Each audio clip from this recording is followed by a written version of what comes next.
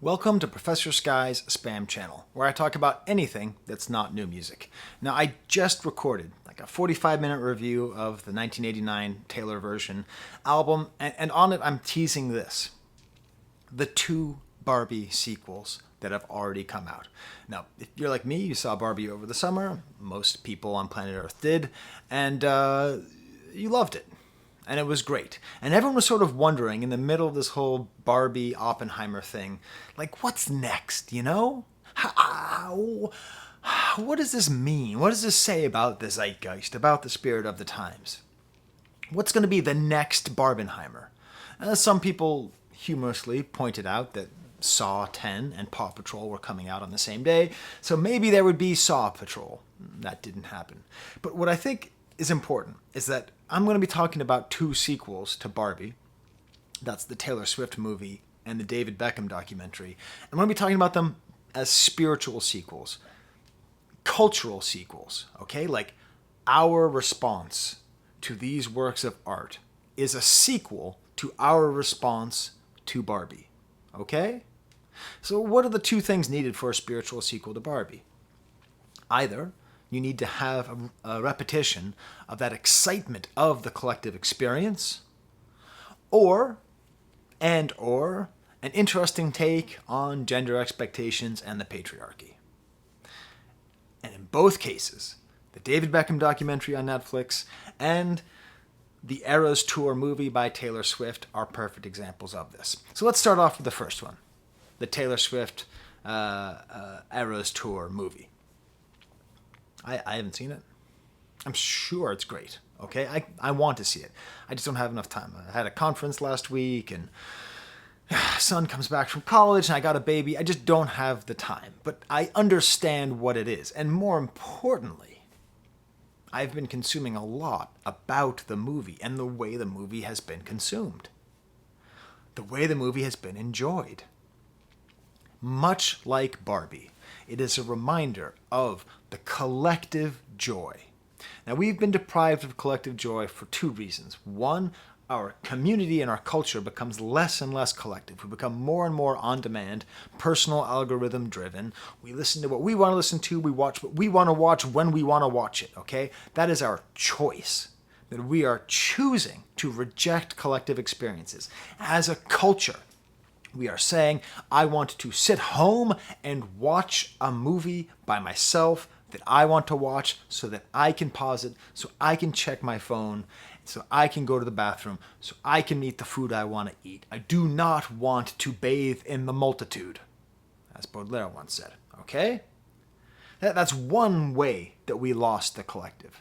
The other way is COVID, okay? We couldn't bathe in the multitudes without getting sick and dying, okay? So what Barbie proved to us, and what Oppenheimer proved to us, is there is some part of us that is dying for the collective, okay? The same way, the same way that, right behind me, we have, we have Taylor Swift on vinyl. The same way that vinyl came back because people wanted to be able to hold music and listen to music in a way that was not curated by ourselves, but was decided by the people who made it. The same way that CDs haven't made a comeback because they don't provide that same level of tangible value. Barbie and Oppenheimer reminded the entire world at the exact same time that the collective experience of cinema mattered. While the Eras Tour reminded everybody of the value of concerts, the value of blockbuster tours, this amazing event. And what happens is, when you don't have exclusively things tailored to you exactly on your demand, you might miss out. And you end up having the fear of missing out. You end up having FOMO. So that's what this movie was partly about. It was about the people who didn't miss out got to relive this moment that they triumphed. They were on the list. They could afford. They were finna be in the pit, and they were in the pit. They did it. And for the rest of us who didn't get to go to the tour, we got to have just a little slice of reflected glory. This was the moon that reflected the sun of the concert back at us. And in so doing, it became the #1 movie in the country, totally outside studio control, and it became a thing where everyone went and they sang along, and they participated, and they got dressed up, and whatever it was that was shown in Barbie, okay? What's so great is that it's not like Barbie was the first movie where people got dressed up to do it, but it's the first time that people who weren't nerds got dressed up and went to go see a movie, okay? I have dressed up to go see a movie, okay? I have. I actually won a contest. I won a contest for best costume at a Santa Barbara showing of the movie Fanboys, directed by Kyle Newman, who also directed a video for Taylor Swift off of 1989. Maybe the Bad Blood video or the Blank Space. Did the Blank Space video. Anyways, but I was a nerd. Still am. So that's what Barbie did, and that's what Taylor Swift did as well with this collective experience. Now also, hey, happens to be that she's an attractive, blonde girl boss who makes music about the female experience by women, for women, but also appeals to men in the same way Barbie also did. And it also happens to be that she is one of the most effective ways of dismantling the patriarchy while also inevitably and somewhat sadly supporting it just by her participation in the free market, which is so heavily geared towards hurting women and towards bolstering patriarchy. It just happens to be that she's able to do all those things in the same way that the Barbie movie did. But really it's in our reaction to it that I think it is most like the Barbie movie. Okay? But what's my other point about David Beckham? Did you see the David Beckham documentary? It's very engaging. Okay? My job is beach. Okay? That's what Ken said. David Beckham is Ken. Did I blow your mind? I should have. That's a great point. If you've seen the documentary, you're going to go, oh my God, he's Ken.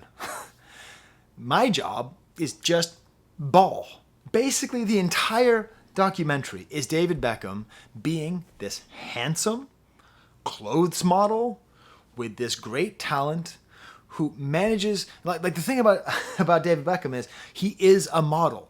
He's a mannequin. That's the French word for model is mannequin. Like he's a mannequin. You know, here he is wearing a sarong. Here he is, challenging gender norms by wearing a sarong. Even though it shouldn't be gender norms, that's not a question. Here he is basically inventing the term metrosexual by himself. Here's with long hair, with shaved hair. Here he is, rustic out in the woods.